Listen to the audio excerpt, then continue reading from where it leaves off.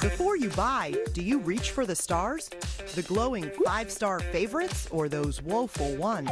Roughly 80% of us check out customer reviews posted on Yelp, Google, or Amazon. I usually read them. I'm terrible about doing them. But you wouldn't know that based on these reviews we found posted by Albert Morrison for an insurance company in Colorado, a towing company in Georgia, a locksmith here in D.C. Don't even know what they do.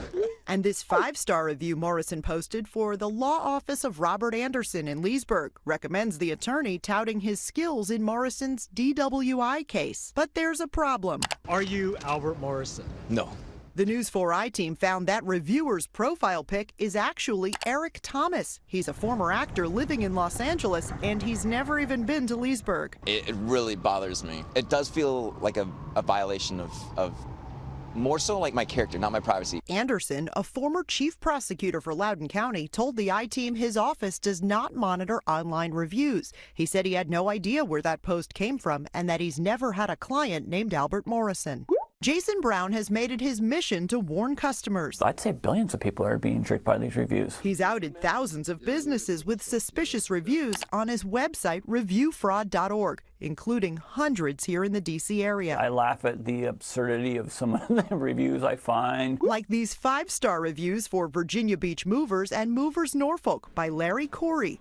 Look familiar? That picture is Maryland Governor Larry Hogan. His office assured the I-Team the governor is not writing vendor reviews on the internet in his spare time. But the I-Team found out who did. Both moving companies are managed by the same guy who told us it was a Ukrainian advertising agency they hired a few months ago that actually posted the fake reviews without the company's knowledge. After we asked, those reviews were deleted. Brown says there's an entire online market selling positive reviews. Like these we found on Craigslist. One fake reviewer says, just send me a link to your business or the name and location and a brief description of what you want me to say. After review is posted, just send $20. Another wrote, for paid 5-star reviews, I don't have to visit the business. I check in via the app and post a positive review.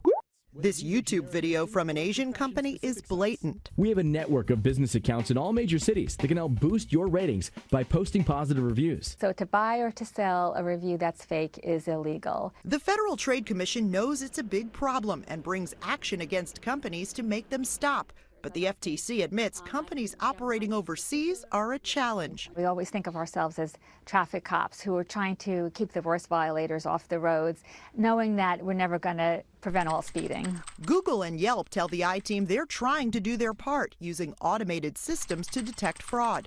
Yelp admits about 20% of the reviews submitted are questionable and allows users to flag them. Check different platforms, so see what they say on Google, see what they say on the Better Business Bureau, see what they say on Facebook and on Yelp. The FTC says you should look for lots of similar reviews all posted at once, a reviewer who's posted in multiple states, and it never hurts to Google image search that profile pic. It does kind of concern me a little bit that somebody's out there saying that I got a DWI. And Eric Thomas had no idea until the I-Team showed him.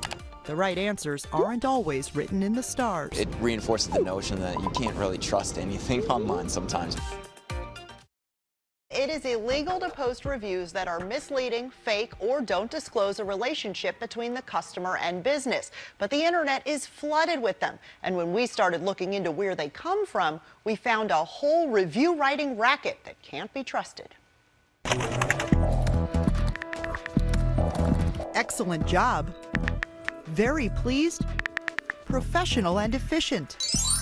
Just a few of the 5-star reviews posted online for a local company called Furniture Assembly Experts. I just don't think the company is good enough to get a 5-star review from anybody. Diane DeBernardo says her experience with the company was far from heavenly. It should have been a one-afternoon, 3-hour project. She posted this scathing 1-star review after she says the company kept her waiting for weeks. And they never came. To finish assembling this shed in her backyard. They were so terrible, and more than once. And then I had trouble getting my money back. My entire afternoon Friday was wasted, and a good chunk of my day Saturday was wasted. Colin Doherty hired the same company to construct his patio set and says he had to call them at least 10 times. At one point, When I had the woman on the phone, she said, the technician is pulling into your driveway right now. And I said, well, that's interesting because I don't have a driveway. He calls it some of the worst customer service he's ever experienced. And being an avid reader of reviews, Colin posted the whole thing on Amazon, Yelp, and Google. You wanted to warn other customers. Absolutely. And when he looked at other glowing reviews that were already there, he became suspicious. There'd be a 1-star review and then a pattern of several 5-star reviews. The Federal Trade Commission says that's a red flag for fake reviews, which are illegal. If you see a lot of reviews posted for a product at the same time, it's highly unlikely that that occurred naturally. Another possibility might be if someone's reviewing a local establishment and their address is far from there. Another tip-off? That profile picture. When the NEWS4 I-team started digging into reviews for the company, look what we found. A raving 5 stars from Michael Snow, saying, "I greatly appreciate the excellent work." Problem is, that photo is actually filmmaker Morgan Spurlock. Seema Patel posted, "Money very well spent." We found the woman pictured is actually from South Asia and has a different name. And then there's Arjun Patel, who seemed very happy with how his bunk beds turned out. But if you look closely, his picture is of first son Barron Trump. No comment from the White House on whether there are new beds at 1600 Pennsylvania Avenue. When people are falsifying these reviews, they're taking advantage of people. Jason Brown tracks fake reviews around the country and posts them on his website, reviewfraud.org. He says there are businesses out there that pay for positive reviews, mainly from companies overseas. I think predominantly they're being generated out of India. So the I-team reached out to this guy, the man in charge of furniture assembly experts, to see what he knew about his reviews. Dave Song initially told us by phone he doesn't look at them, doesn't think they're accurate, and had no idea why someone would post a fake review raving about his company. I was looking for Mr. Song. But after agreeing to do an interview, he stopped returning our calls, so the I-team paid him a visit, finding him hard at work outside his office. You're not Dave Song. No, I'm not. What's your name? My name is Dave. What's your But I'm not the Dave you're looking for. Moments later, an employee inside confirmed it was him. We just want to give you a chance to explain. That's a nice car. You sure you're not the owner? But the I-team found there is one type of review Dave Song cares about. Later on that day, someone from the company called me back in the evening and said, we will refund all of your money if you take the Amazon review down. On Amazon services, only verified customers can write reviews, so they're harder to influence. Colin says once a worker finally showed up, 2 days late, he did a good job. And there was an apology as well, which I appreciated. On the phone, Song admitted he's given refunds to remove bad Amazon reviews, a sign of just how important they are for companies and customers. I consider myself a healthy skeptic, but I do still put stock in reviews. The Federal Trade Commission says another growing problem is reviewers who don't disclose that they've gotten the product for free or that they got paid to review it. When you read reviews, you should always look for specific details about the user experience or quality of a product. From restaurants and hotels to landscapers and plumbers, it's rare to buy anything without going online to see what others think. When I opened it up, I was completely shocked. Sarah Lynn Mark spotted this review on Vitals.com. 1 star for a doctor who didn't spend much time with the patient or treat them with respect. Really, everything that I find abhorrent. Not only because she's a doctor, she's the doctor in that review, and she can prove it's fake. I'm an academic physician. She doesn't see patients. The office address in that review is her home, and it had been posted for about 2 years. I sent out a blast email to colleagues who are practicing physicians, and invariably almost every one of them said they had experienced this. And most, like Dr. Wendy Bernstein, are too busy with patients to keep tabs on more than a dozen doctor review sites that have popped up. I had never thought about doing that. So I looked, and I realized that I was being trashed online. One review complained of a long wait in her waiting room, but she doesn't have one. She usually meets her patients on their way into an operating room. I was kind of surprised that someone would be so vindictive. The I-team heard the same thing from doctor after doctor after doctor, prompting the American Medical Women's Association to survey its members to see just how many have found fake reviews and how to treat the problem. These reviews are looked at by your medical credentialing departments, they're looked at by insurance providers, they're looked at by your faculty. Some of the doctors told the I-team competing offices or disgruntled former employees might be to blame. Others think the effort could be more sinister. Basically want to charge you a lot of money to fix any blemishes that are there. Several doctors told the I-Team they constantly get emails from reputation repair companies right around the same time as those one-star reviews, offering to clean up their online image for a price. I think it's unethical. It sounds like it's probably illegal. I think we just need to create a platform that's truthful. But when a Brookings Institution research study asked patients to choose a doctor based on government ratings or online reviews, those doctor review sites carried a lot of weight, especially with female patients. I think they take them for granted because they think those reviews are already being vetted and they are real. Professor Niyam Yaragi warns that the government ratings from verified patients often differ from the ones posted online. And while fake negative reviews hurt doctors, fake positive reviews can hurt patients. It's literally a matter of life and death. Daniela Matarazzo just went online to find a new dentist for her twins. She wanted someone other moms recommend. They helped me know what to expect in terms of whether or not the dentist was going to have a long wait. Her kids loved it. Did you have any fear that the reviews you were reading might not be real?